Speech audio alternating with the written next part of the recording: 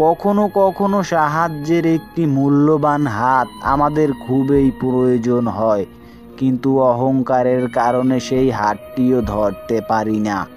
আমি বিশ্বাস করি যে কেউ যদি কিছু পাওয়ার উপযুক্ত হয়, পৃথিবীর কোনো শক্তি তাকে বঞ্চিত করতে পারে না। অসৎ লোক কাউকে সৎ মনে করে না, সে সবাইকেই নিজের মতো করে ভাবে। এরকম লোকের থেকে দূরত্ব বজায় রাখুন। যে তোমাকে আঘাত করেছে তাকে তুমি ভুলে যাও, কিন্তু সেই আঘাত থেকে তুমি যে শিক্ষা পেয়েছো সেটা কখনোই ভুলো না। কয়লাকে শতবার ধুয়েও তার ময়লা পরিষ্কার করা যায় না, ঠিক তেমনি মানুষ বহু শিক্ষিত হলেও তার স্বভাব কখনোই বদলায় না।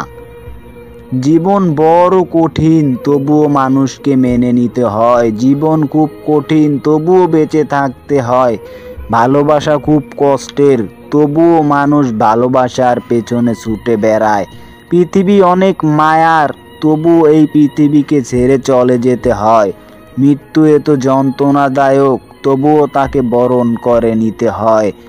আর এই নিয়েই হলো আমাদের জীবন। যে কাউকে বলতে পারে সে তোমার প্রতি যত্নবান, তোমার প্রতি তার পদক্ষেপগুলো খেয়াল করো, শুধু তার বলা কথাগুলো নয়। মানুষের তুমি যত বড়ই উপকার করো না কেন, পরবর্তীতে তোমার একটা সামান্য ভুল হলেও সে উপকারের কথা কখনোই বিন্দু মাত্র মনে রাখবে না।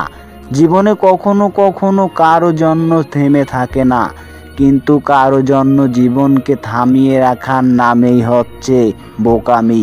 সত্যের জন্য সব কিছু ত্যাগ করা যায়, কিন্তু কোনো কিছুর জন্য সত্যকে কখনোই ত্যাগ করা যায় না।